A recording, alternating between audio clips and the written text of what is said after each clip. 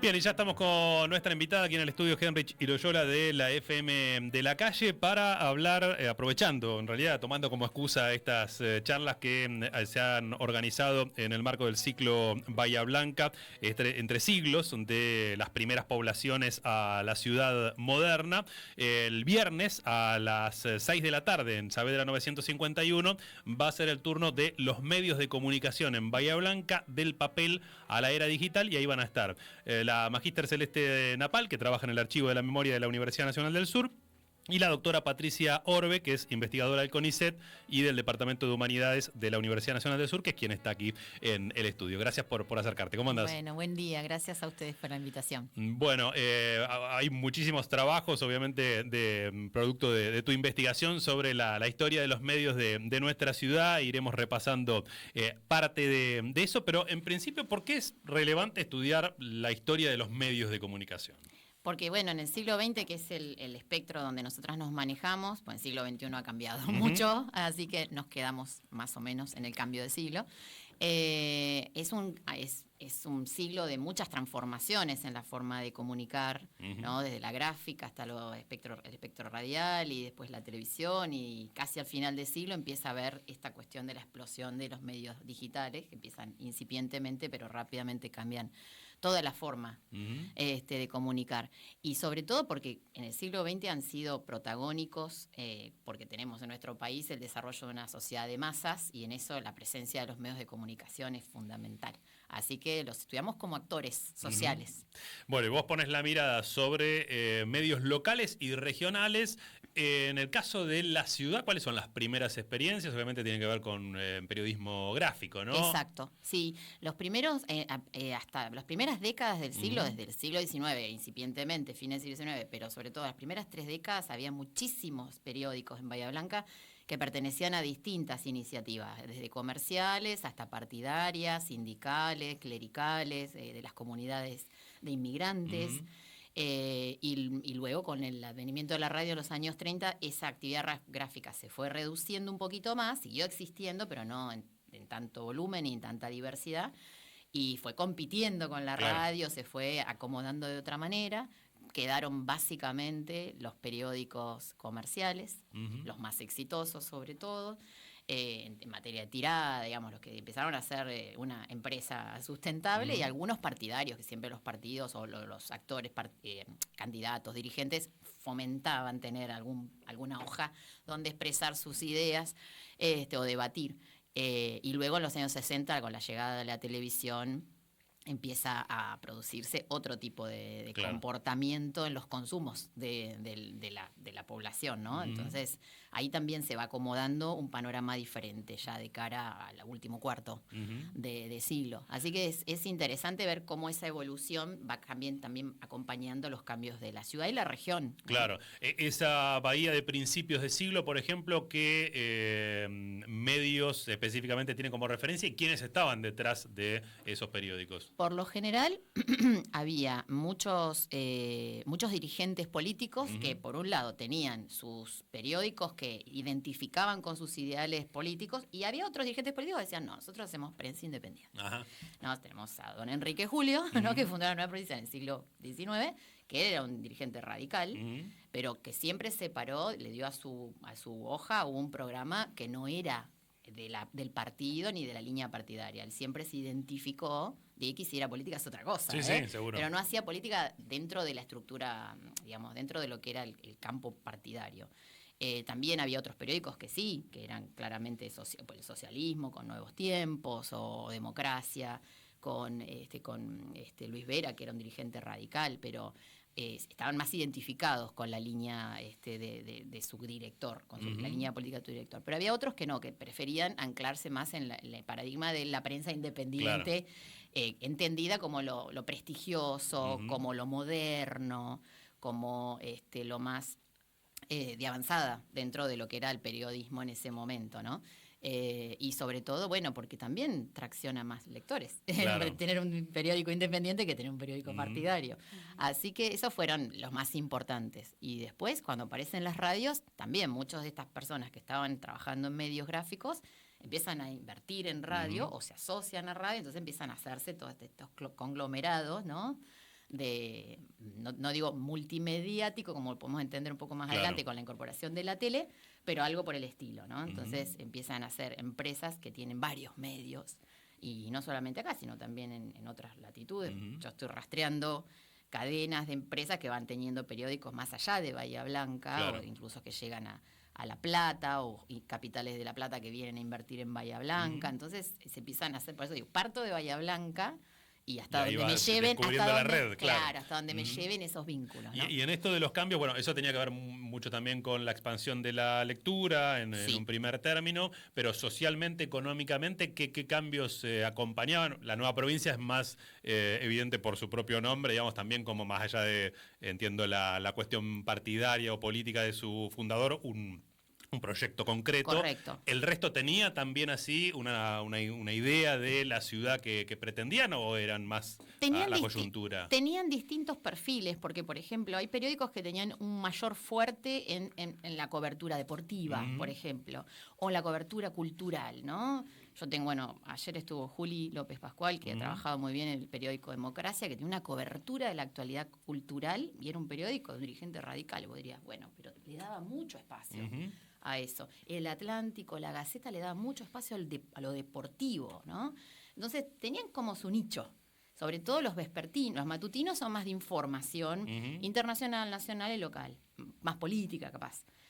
Los que son vespertinos o semanarios le dan bolilla. Ustedes que son del campo del periodismo lo deben saber, que le dan espacio a otros consumos, a otras noticias, ¿no? A lo cultura, a lo que se despliega en el mediano plazo, no en lo inmediato, ¿no? Entonces, cada uno tenía su nicho. Y como vos decís, estamos hablando de la Argentina del bienestar, por lo tanto, las familias tienen más consumos culturales. Claro. Entonces, en un momento, las familias que podían hacerlo y tenían inquietudes, compraban un periódico para la señora, uno para los chicos, otro el deporte, el semanario, o capaz uno a la mañana, un matutino y un vespertino, para conocer los últimos resultados de, no sé, de las apuestas o de las noticias policiales, que son más así rápidas. Después eso, hacia los años 70, eso se fue restringiendo, pues se fue perdiendo poder adquisitivo. Claro. Específicamente, si tenemos por una fecha, es a partir de la mitad de los años 70, incluso antes de la última dictadura, hay un ajuste. El Rodrigazo. Claro, el Rodrigazo es clarísimo, es como un corte previo a la política, de mayor ajuste y de mayor represión de la dictadura. Pero se puede fácilmente rastrear el pico, ¿no?, de ascenso de los consumos de bienes de medios de comunicación por parte de las familias, por ejemplo, y a partir de mediados de los años 70, una declinación muy clara también, porque había que elegir, no se puede pagar todo. Así que eso es interesante de ver cómo los medios fueron comportándose también en la trama de esto, de la sociedad del bienestar y sus vaivenes. Y en ese primer tramo, el hito que marca alguna transformación tiene que ver con la llegada del peronismo, ¿o hay algo antes? Porque el peronismo ha tenido su relación particular con los medios. Me gustaría que cuentes también un poco cómo impacta acá en Bahía. Sin duda. Son cosas que se van dando a distintos tiempos. Hay una expansión digamos, del mercado de bienes culturales a partir de los años 30. Ajá. Hay cada vez más oferta de distintos bienes culturales, cada vez más especializados. Por ejemplo, los cómics, ¿no?, para el público infantil. Empieza a ser un mercado que hay más proliferación de esos géneros. Entonces empieza a haber más compra y a muy bajo costo, ¿no?, con papel muy barato. Claro. Bueno. Y después, claramente, con las políticas de bienestar de los años 40, de los años 50, también eso empieza a convertirse en algo más consolidado, como una costumbre familiar. Después empieza a tener un comportamiento que tiene que ver también con el momento que se está viviendo, porque nosotros a partir de los años 40, 50 tenemos momentos de mayor libertad y amplitud en la pluralidad de voces y otros momentos de mayor restricción. Pero que había demanda de bienes culturales siempre hubo.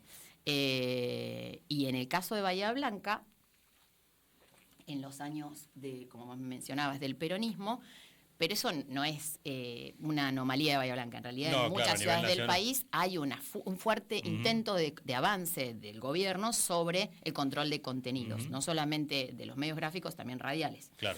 Que después lo que pasa es que cuando es derrocado el gobierno en el 55, de alguna manera algunos medios continúan o se realinean con el nuevo contexto político, que también es bastante fuerte en materia de censura, por lo menos en la mitad de los años 50, lo que sigue de la década del 50. Y por otro lado hay algunos que en realidad cambian su línea y no vuelven a tener esa penetración, entonces terminan cerrando, ¿no? Claro. Pero ya estamos, te podría decir, en la segunda mitad de los años 20, de los años 50, que hay un proceso de modernización, hay otras demandas del mercado, claro. ¿No? Hay el nuevo periodismo, las revistas consagradas en el exterior que terminan siendo imitadas acá, entonces hay una necesidad de ayornarse a nuevos géneros, así que hay muchas transformaciones también. Patricia, además de, uno piensa, por ejemplo, en la nueva provincia o después el EU2 y la expansión hacia la zona. Sí. Por ejemplo, mi abuela toda la vida aprendiendo a las 9 para escuchar el boletín desde Darreira. ¿Qué otros medios locales tuvieron por ahí esa expansión hacia la zona? Si es que los hubo y de qué manera. Sí, nosotros tenemos en los años 60 que intentan hacerse de dos grandes grupos de medios, digamos, de medios anclados en el mismo núcleo empresarial, ¿no? Por un lado, la nueva provincia SRL, que tiene el diario, tiene el EU2 desde el 58 y inaugura su canal en el 65. Y por otro lado tenemos, eso está blanqueado, eso tiene una marca, ¿no? Pero por otro lado hay una cierta articulación de empresarios locales que vienen de otro palo, del rubro agropecuario, por ejemplo, los González Martínez, y algún otro socio más que deciden, Juan José Martín, que era un empresario local de diversas empresas, deciden invertir en lo que era el viejo el Atlántico, que se está ya viniendo abajo, después de muchos años, claro. No está siendo rentable, lo compran y tienen también socios en otras empresas que tienen inversiones en el EU3 y deciden abrir, digamos, lo que es Canal 7, ¿no? En el 66. Entonces ahí tenemos dos multimedios que empiezan a competir. Obviamente después termina ganando esa competencia el de la nueva provincia, pero abren sus repetidoras en la zona, tienen estrategias comerciales bastante similares durante 5 o 6 años en lo que la competencia está bastante palo a palo.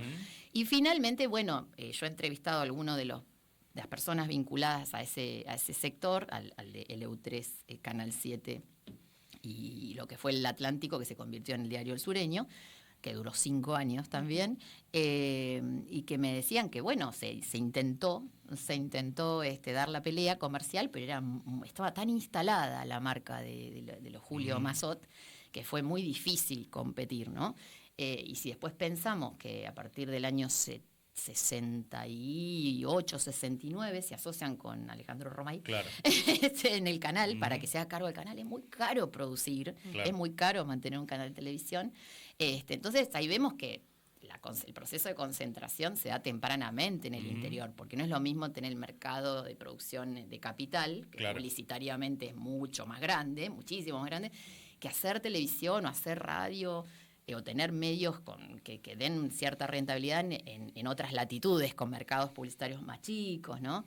Entonces, es interesante recuperar esas experiencias, ¿no? Para poder entender en qué condiciones se puede producir este tipo de actividades y en cuáles es difícil. En el caso de la nueva provincia, respecto de la línea editorial del diario, luego el multimedio, ese diario de ultraderecha que vemos sobre todo acentuado en la dictadura, ¿correspondía, digamos, con la propuesta del fundador? ¿Hay algún momento en que eso se intensifica? ¿El peronismo, la clausura tiene algo que ver? ¿Vos te referís al antiperonismo de la nueva provincia? Sí, claramente la clausura tiene... Bueno, obviamente antes no existía el peronismo. No, está bien, claro, pero la nueva provincia empieza a tener un discurso, digamos, crítico hacia el peronismo antes de la clausura, ¿sí?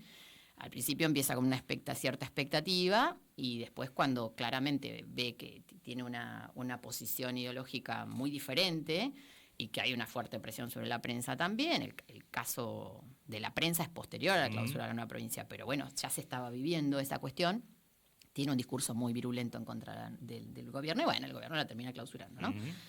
Y Eso es una marca en la historia del periódico, y la historia del periódico lo reivindica. Nosotros fuimos víctimas del peronismo. Vos citás ahí en uno de los trabajos un parrafito, ¿no? Del momento del 55, como los partícipes civiles bahienses en el golpe contra Perón, ¿no? Ni hablar.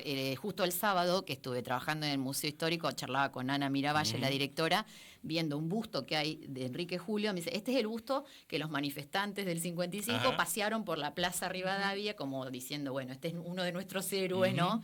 Que es interesante todas esas ceremonias. En el caso de... Yo no le encuentro para mí tiene muchos meandros el discurso de la nueva provincia. Es como muy cierto pragmatismo, ¿no? Tiene una posibilidad, podemos decir... El discurso es antiperonista, sin duda. En el 73, cuando gana el peronismo, la nueva prensa lanza una editorial que dice, quiera Dios darnos fortaleza. Ese es el título del editorial, como diciendo, bueno, se vino el infierno. Y después, obviamente, sabemos de su posición, que avala las políticas de la dictadura, pero es crítica en otro lado. Te diría que es crítica por derecha. Critica por algunas blandeces. Porque no fusilan en la plaza, algo ¿no? así, Por eso. o porque no toman Malvinas ya. Claro. ¿No? Pero, por ejemplo, ese antiperonismo hasta donde llega. Vicente Mazzotte es funcionario de Menem. Claro.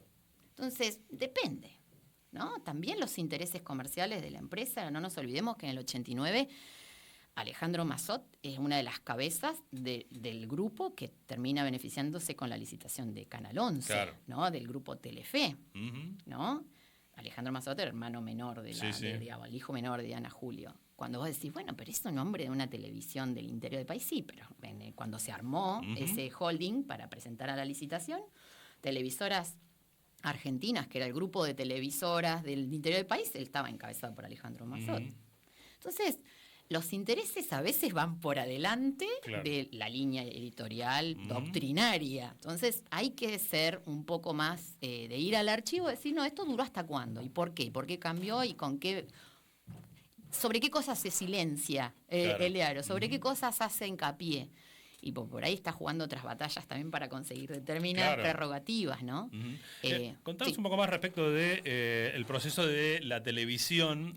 Ahí, bueno, en uno de los capítulos que vos escribís referido a la temática, mencionás algunos otros nombres, aparece Santi, por ejemplo, y demás. Y los vínculos también, yo que no conocía muy específicamente, se ve por las publicaciones y los posicionamientos, pero no en todo ese trámite, la cercanía también con la jerarquía eclesiástica, ¿no? Claro. A ver qué hay ahí detrás.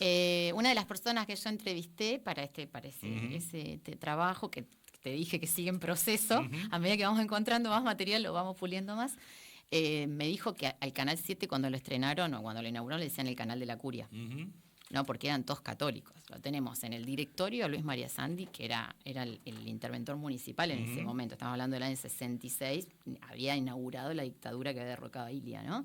Entonces era el intendente que era miembro del directorio de un canal.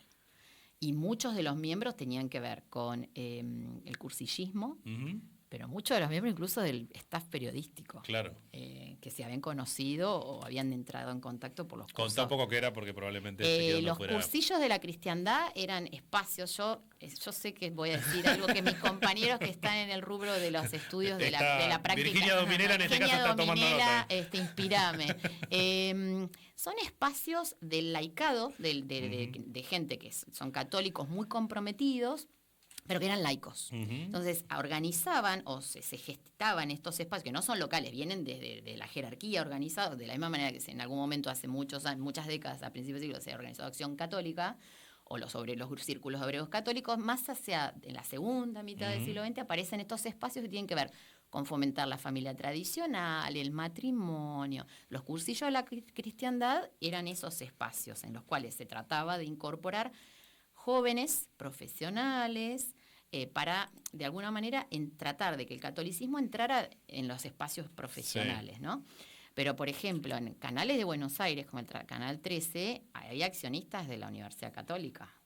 Claro. O sea, la Universidad Católica tenía capitales puestos en los canales. O sea, había un interés de la Iglesia en participar en estos espacios culturales, de producción cultural, sobre todo para una cuestión de control de contenidos, ¿no? Claro. Y de penetración.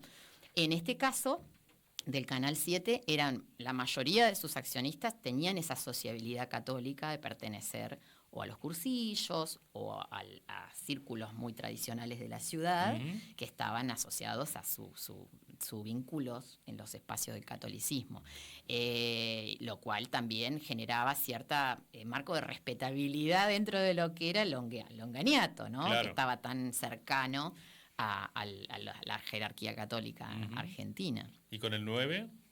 Con el Canal 9 es otra historia, porque el Canal 9 tiene que ver con claramente la vocación de la empresa de seguir dando la pelea por todo lo que era el espectro comunicativo en la región. Esa constitución del monopolio, Sí, el multimedio.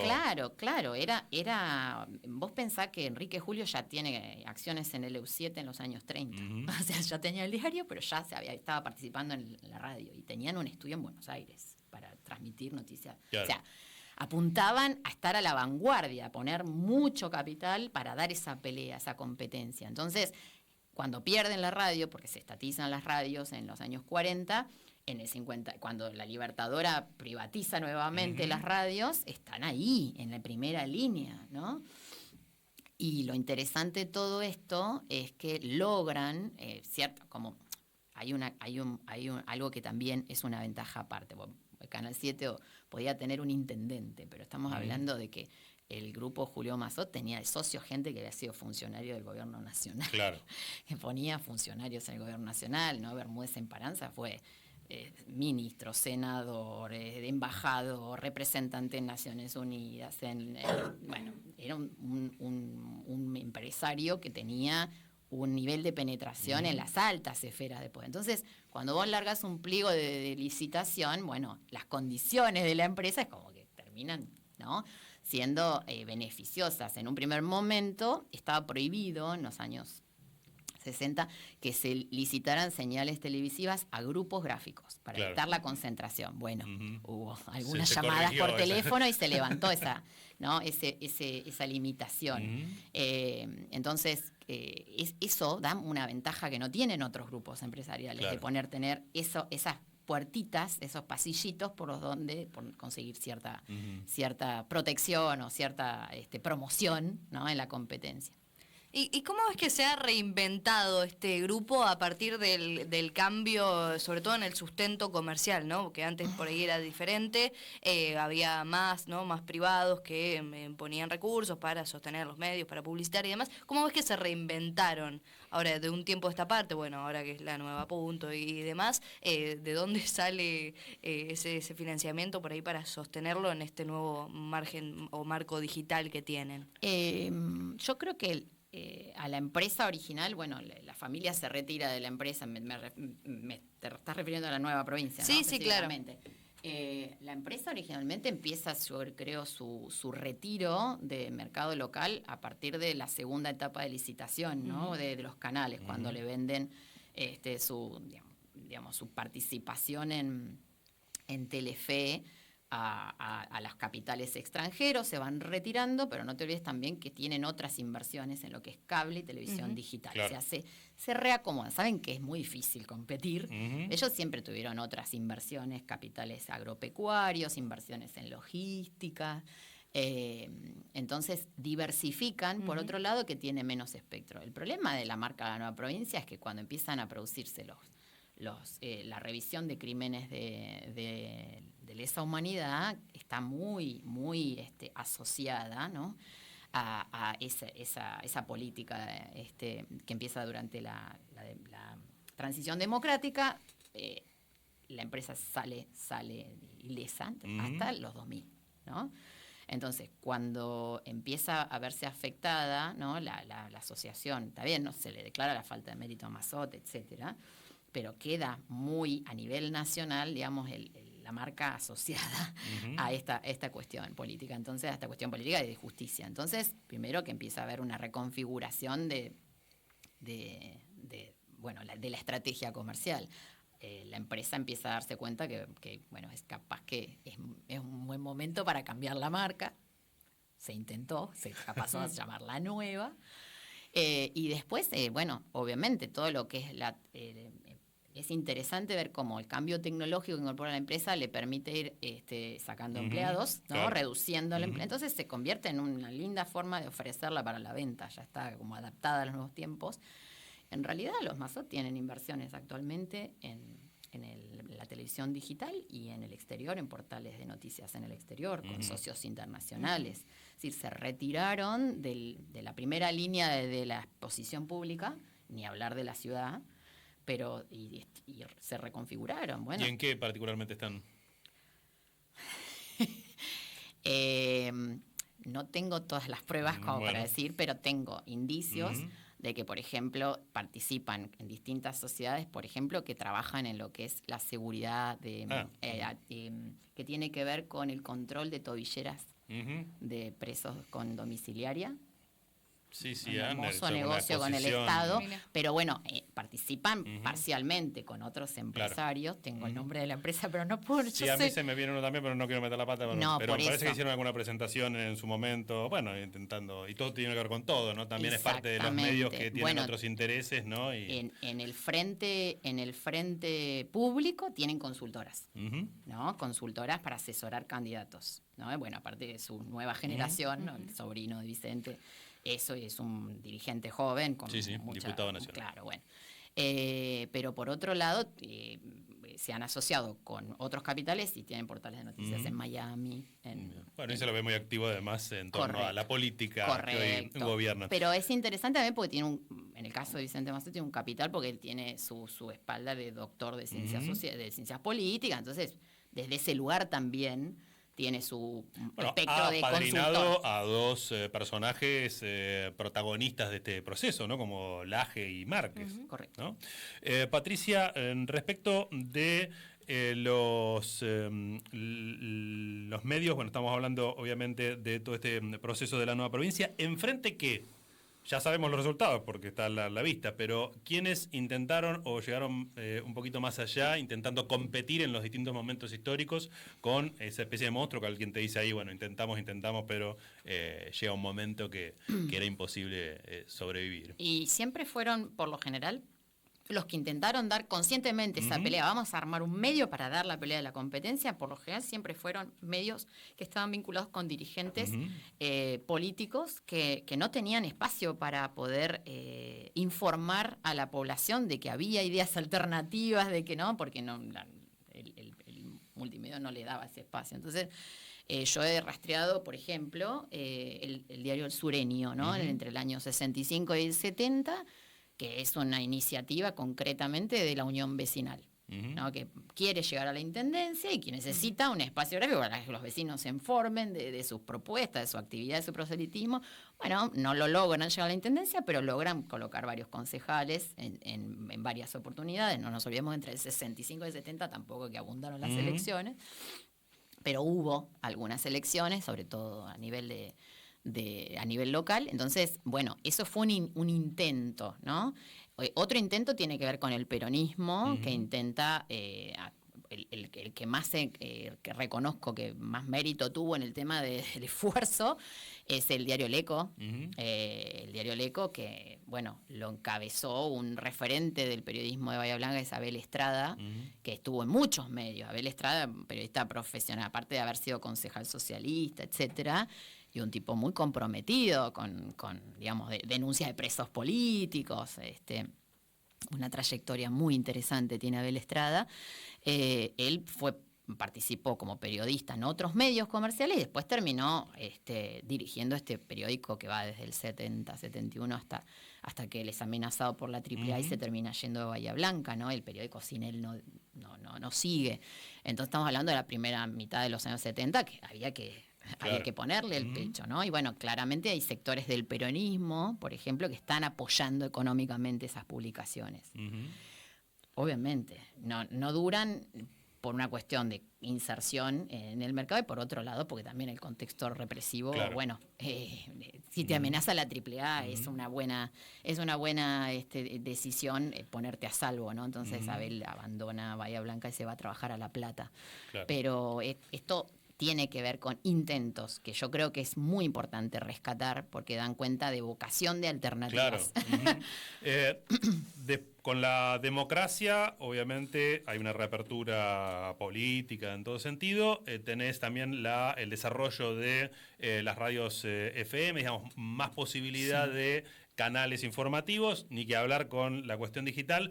Ahora, ¿cuánto de eso ves que ha colaborado o no para que efectivamente se diversifique el mensaje que porque muchas veces puede haber 70 radios que todas digan la misma, ¿no? Correcto. La mirada de la histórica, ¿cuán plural es hoy la comunicación en Bahía Blanca, ¿no? Que nosotros venimos de una etapa monolítica, entonces todo lo que sume es ganancia.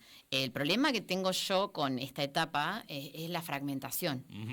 ¿No? Es como que cada uno se queda en su nicho y escucha lo que quiere escuchar porque le da verosimilitud a tal enunciador, o a tal periodista o a tal portal y no dialogamos, ¿no? Entonces, a mí me cuesta, yo tengo compañeros y amigos de distinto palo político o que les interesa o no les interesa estar al día con la información y muy pocos leemos de los mismos lados o nos informamos por los mismos lados. Entonces, a veces es muy, muy difícil dialogar. ¿No? Como que cada uno estamos muy...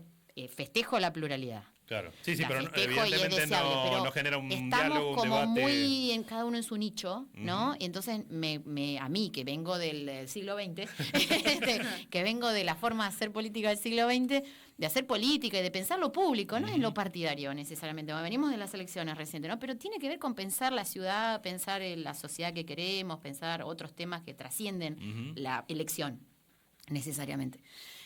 Que van más allá de la coyuntura, ¿no? Es decir, esto, por ejemplo, ¿cómo sería una buena política comunicacional?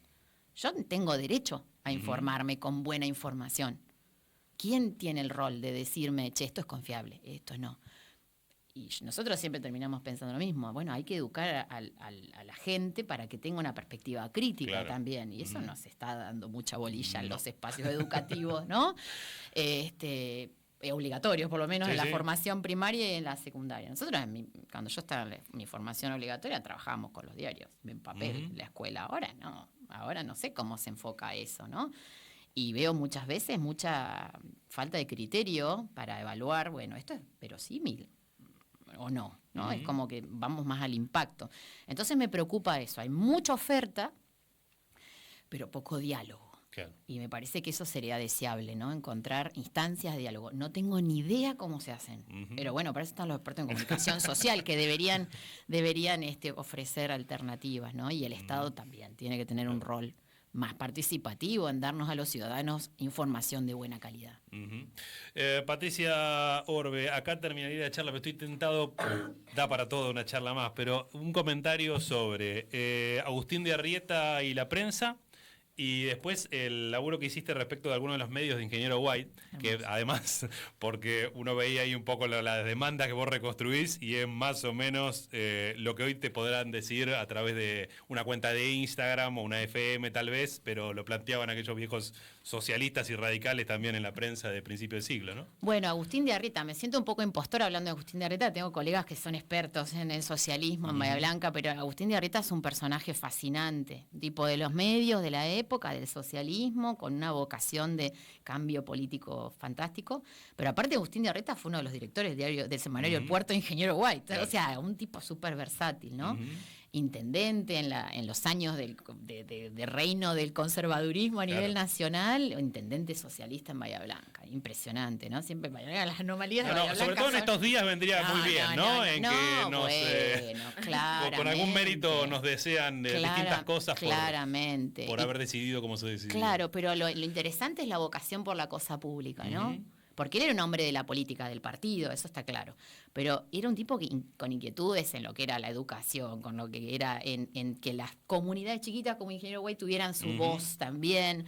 Después esos periódicos tuvieron otros dirigentes o otros directores periodísticos más o menos formados, pero es un hombre súper interesante de la ciudad y de la zona, ¿no?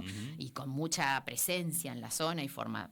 Bueno, a mí es una persona muy admirable para mí, más allá de que pueda compartir o no su programa político, su inquietud como hombre público me parece muy interesante. Y con respecto a los periódicos de Guay, como vos decís, Mauro, es impresionante. Nosotros estamos digitalizando una maravilla que fuimos encontrando distintos fondos que se nota que la gente ha ido donando en el Museo del Puerto, en la Biblioteca Mariano Moreno de Ingeniero White, y ahora estamos completando una tercera etapa con el fondo que tiene el Archivo Histórico de Bahía Blanca. Son periódicos de 100 años y que reflejan la vida de la comunidad huitense desde hace 100 años. Estamos hablando de 500 ejemplares, que van desde los años 20 hasta mitad de siglo, ¿no? Y otros periódicos también, la obra El Faro, pero del Puerto yo estoy fascinada, pues es uno de los más viejos que se conservan. Y como vos decís, se denuncia el olvido, el abandono. Y lo interesante que se rescata, que hablaba con una persona que nació en White, que fue el otro día al taller, y que es una persona muy cercana a mis afectos y que se me movilizó mucho porque me hizo ver cosas que se han perdido en White, me dice, porque por ejemplo la vida asociativa, la identificación con el pueblo, me dice, nosotros comprábamos en White, no veníamos a Bahía a comprar, íbamos a la escuela en White, entonces me decía, todo eso que se refleja, estuvimos trabajando con los periódicos, con copias que nos facilitó el archivo, las otras están cuidadas, dice, todo eso se ve acá, ¿no? La gente que se casa, había unas publicidades hermosas sobre locales, sobre negocios de Ingeniero White. Entonces es como que son materiales que recuperan una realidad que no sé en este momento quién está dando cuenta de esa vida, ¿no? Porque es como que todo se ha homogeneizado y empezamos a perder expresiones locales, ¿no? Es todo como mucho más efímero, muy rápido y muy general, ¿no? Y yo rescato eso, ¿no? Porque da cuenta de que al ras del suelo, ¿no? Hay toda una vida asociativa, inquietudes y demandas que, como vos decís, probablemente sigan estando pendientes, ¿no? Patricia, un gusto la charla. Invitamos a quienes nos están escuchando, si quieren seguirla, el viernes tienen una posibilidad. A las 6 de la tarde en el Museo Archivo Histórico de Bahía Blanca, Saavedra 951, estará Patricia Orbet con Celeste Napal, los medios de comunicación en Bahía Blanca, del papel a la era digital. Gracias. Gracias a ustedes, chicos. Ya seguimos.